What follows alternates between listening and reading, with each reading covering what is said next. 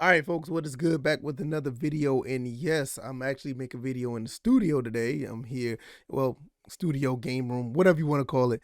Not from the car this time, so that's pretty dope. So I'm glad I'm able to make this content for you guys. And I want to talk about GTA Trilogy, the definitive edition. Um this game, though, these collectible games sold nearly 10 million copies, and I find that really, amazing. To be honest, despite all the stuff that's been going on, going to talk about that. I'm gonna give you the reason why I think this happened, and I'm gonna give you a reason why I think it should not have happened. Um, there's a lot of, you know, there's a lot of articles out here talking about it, and I'm like, yeah, I could go down to articles and talk about it, but now I'm gonna give you my thoughts and opinions just straight up. All right, first and foremost, why this should not have happened. This should not have happened. These games came out so buggy, so terrible, and they should not have been released in general. Now, I've played GTA 3. I've completed GTA 3, the definitive version, and it was actually pretty fun to play. I didn't see that many bugs in that game. A lot of people who played it, they pretty much said the same. It's not many problems in the game. I think there's some texture issues, like when you go across the bridge, the short shot, go across the bridge, the shore side to, I think it's Shoreside Vale or whatever. I think that's what it's called. The last part of the game, the third island. I think it's a texture issue there, and there's a couple other bugs there. But for the most part, the game itself felt like a definitive version of the game. GTA 3 played pretty good for the most part. I just started playing Vice City. I've been playing about an hour of it, and despite all of the issues with GTA 3, that game necessarily felt like it took me back to nostalgia. Vice City, on the other hand, I feel like I'm playing a game that is trying to capture that moment. They're not necessarily able to catch it, but they're trying very, very hard, and they're just coming up short. Personally, there's still a lot of bugs in this game as well, way more than GTA 3. Initially when I started playing the game, like I hit somebody and they just flew over a building. I wish I had to capture that and show it to you. They literally flew over a building when I hit them with a car.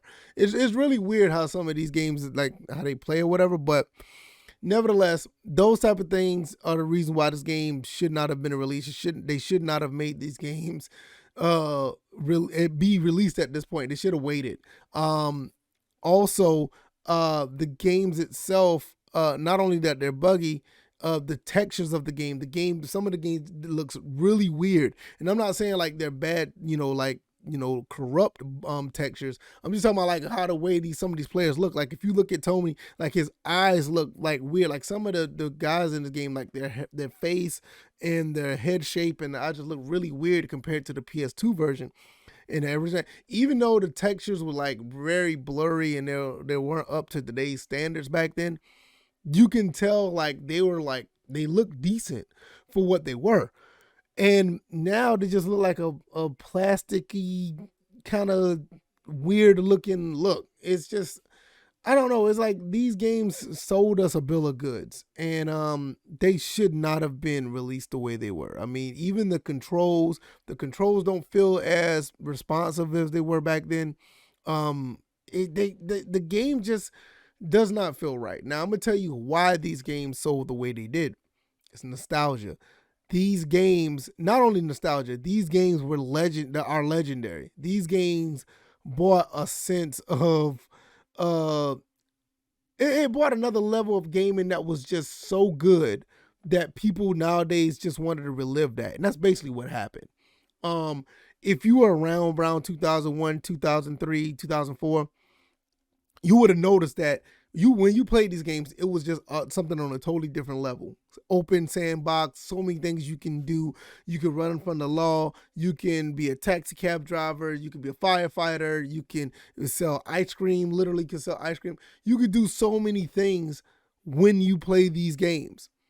It was something revolutionary on another level from what we played back in the fifth generation. So when the sixth generation dropped and this game dropped on PS2, original Xbox a year later, it was something that was to behold. It was an awesome feeling. People just want to relive that again, and I understand it. Also, the games itself, they're fun to play. Not just the nostalgia part that's like, oh man, I remember doing this. You can go back and play these games and have fun if you don't worry about the bugs or whatever. Excuse me, worry about the bugs. people who never played these games back then want to see what this was all about. And in some cases, some people were happy about it, some people were not.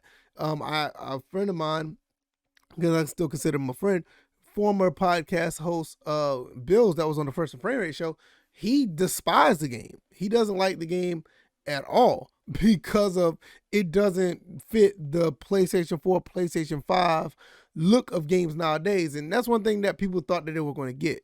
And I understand that, especially when you call it a definitive edition. And lo and behold, it doesn't live up to expectations when it comes to next generation, or it doesn't live up expectations to what these games used to be.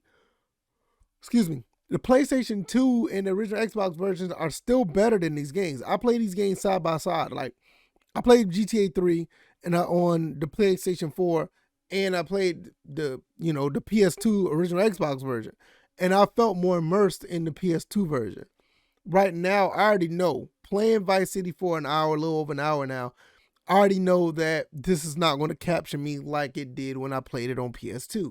It's just not. And I think that's one of the reasons why it's one of the reasons why I did not play this game in the beginning, because I knew that was going to be the case. Now, I wonder how many people have completed all three of the definitive editions.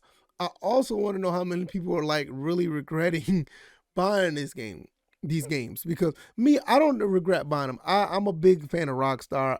I want to, hopefully they'll continue to update these games for them to be something, because I feel like Vice City, even though the game looks great, I think the game looks good. I think the player models are just bad. The game looks great, but I don't get that 1980s feel. And I know I'm going to get that early 90s feel with San Andreas. I've seen what San Andreas is about, and I'm like, man, I don't want no parts of San Andreas, to be honest. I just don't.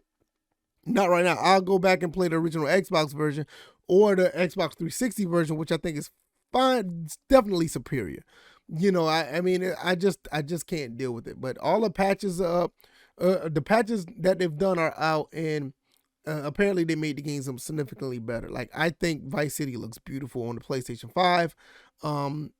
I maybe one day I'll go back and play San Andreas.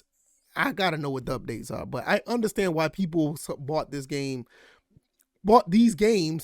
for what they are. I mean, there's a level of nostalgia that's awesome, and at the end of the day, you're gonna have this happen more because of these sales. Every time around Christmas time, you're gonna see more companies do this, and I think it's like criminal. I mean, people are dealing with this with Battlefield 2042 right now. It's criminal that these games that come out around October, November, December come out with all these bugs, and these games do not work. You know what I'm saying? They just don't work, and they have to patch them throughout the Christmas time, and it's not fair to developers because they gotta work during the Christmas and all this other. It's just really bad overall, and hopefully, that will change. But when you sell 10 million copies of a broken or three broken games, hopefully when you have that happen, you're probably going to see more of this. More companies will try this. From what I hear, Take-Two have learned a lesson. They may do a remaster of GTA 4, and it won't be in this state. So hopefully we'll see how that goes. All right, let me know what you guys think. Do you think it's amazing that they sold 10 million copies? Do you think they should not have sold 10 million? You think these games should not have been released? I don't think these games should have been released, and they should have done a little bit better. So it's sad all the way around. But I guess one day I'll find enjoyment in the rest of these games. But I don't see myself finishing Vice City. All right, y'all. Y'all take it easy. Like, share, subscribe. Hopefully you guys will enjoy the rest of your day. I'm out. Peace.